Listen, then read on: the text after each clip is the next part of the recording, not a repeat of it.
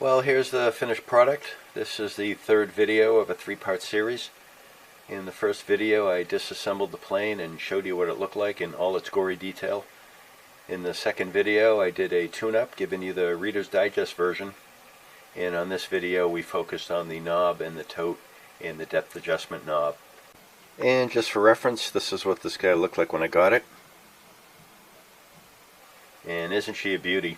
And she performs like a champ too. So really thrilled, really tickled about it.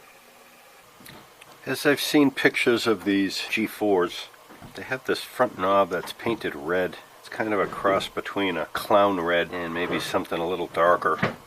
It's not a very natural looking color. And the tote sort of has a golden oak type of tone to it, and I think they kind of come that way, two-tone. So I'm trying to debate what to do. With a blonde wood, I did this Defiance plane and I stained it with a dark red and then hit it with a coat of spray lacquer, and then on top of the lacquer I stained it, and then I sprayed another coat of lacquer, and you keep building it up and you can get it deeper and deeper and deeper. It's hard to take a white wood and stain it dark without the grain really showing through. And on the tote, the face grain doesn't absorb the stain nearly like the end grain does. So you get kind of this striped look. And of course, nothing beats, natural wood. This is walnut, if I recall, on the Von & Bushnell planes. And of course, we all know what rosewood looks like, and these just feel better. But well, I looked around my workshop and I actually had 3 cans of various red paints. This is Cottage Red, Benjamin Moore. This one is called No More Drama by Behr, and here's a Rust-Oleum Regal Red. This Regal Red is an oil-based paint, which makes it a little trickier to deal with, where these two are latex. And here are the 3 colors to the 3 cans. You can see none of them really seem to match that well. And I think I might just kind of touch this knob up a little bit instead of trying to refinish it. Clearly it's a hard wood.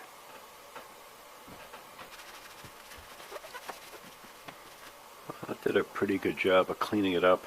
It's a little bit brighter, more orangey of a red than I first looked. I guess I pulled a fair amount of dirt off it. I just spot sanded any area where there appeared to be bare wood.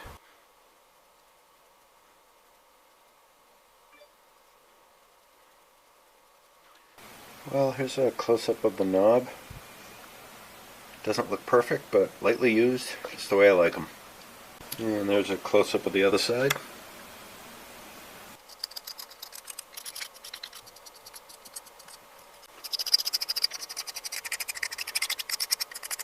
Well, I've been scraping this for about a half hour, and most of the color, again on the 2 ends, were very red. And if you look down in here, you can see there's a fair amount of red shavings.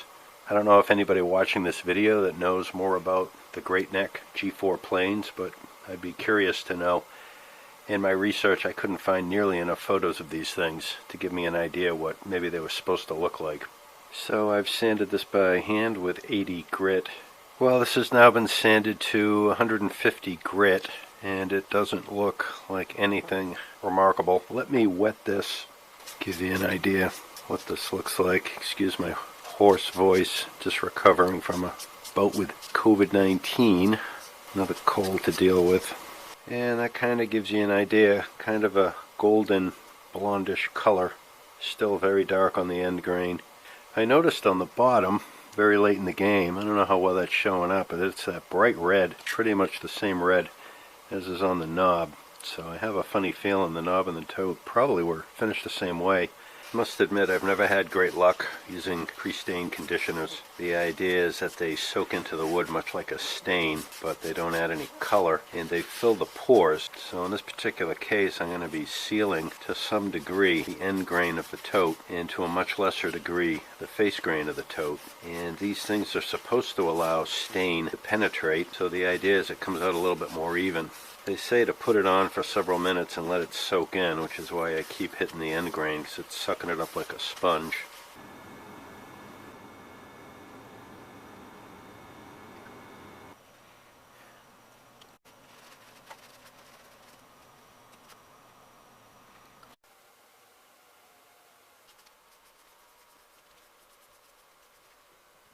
Off camera I smeared on a coat of this oil-based red paint, and it penetrated a little bit, gave it a decidedly reddish tone, which is kind of the color I was looking for. I'm going to try to go a little bit darker because I think it would simply match the plane with the red knob. I don't want to get it quite this red, but I would like to slant it a little bit more toward the red spectrum.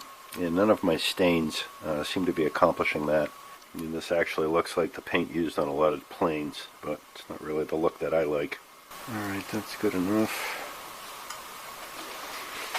I'm just going to take a paper.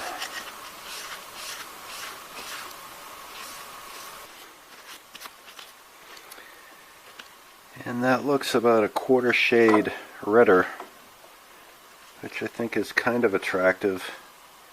And I think it'll kind of blend in with the plane. So it's still drying, but the thing that I really don't like about this is the contrast in how light the face grain is compared to how dark the end grain is. And by smearing the red paint into it, it kind of evened it out a little bit, gave it sort of a elegant look. And you can still see the grain coming through in the face grain. While I'm kind of taking shots in the dark here, I like that the red evened out the tone. You don't see the face grain quite so prominently as before, but I don't like the fact that it looks so gosh darn red. I mean, it's attractive, but it's not really the look I'm going for. This is a real rosewood tote in contrast. Not that I want it to look exactly like this, but something a little more akin. So I'm going to try a Brazilian rosewood gel stain. I don't expect it's going to penetrate very much, but if it can just take some of the red away and brown it up a little bit.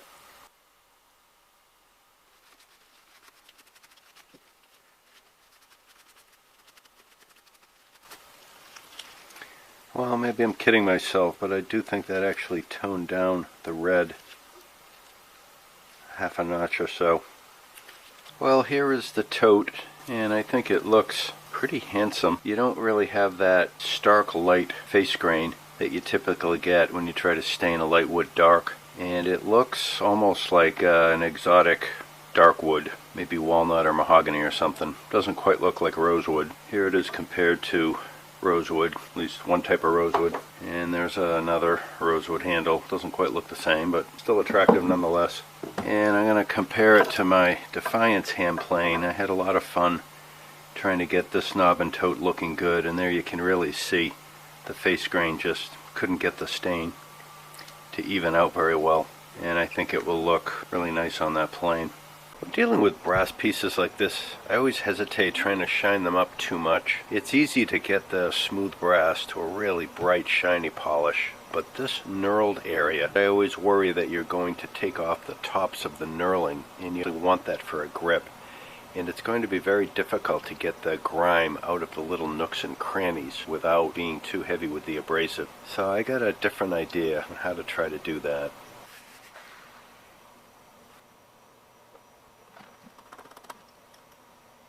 This is all-purpose flour to thicken.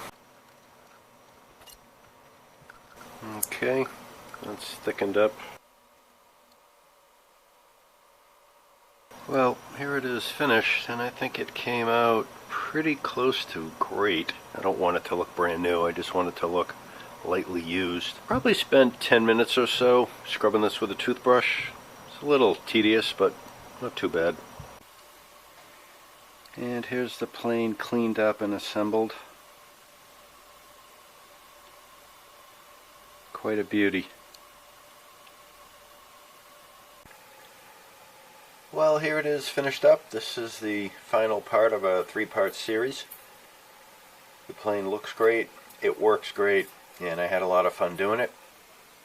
And to bring you back to the beginning, this is what this hand plane looked like when I picked it up quite a while ago. Quite a difference. Also got a little satisfaction out of knowing that even these lesser known planes can be turned into really sweet users. I think there's a lot of merit to the notion that these older planes were made really well, especially compared to the stuff that you can get today. I hope you got something out of watching the videos. As always, if you get any comments, like, subscribe, let me know. You know I love to read them. And as always, stay out of the hot sun, and I look forward to catching up with you all on the next one.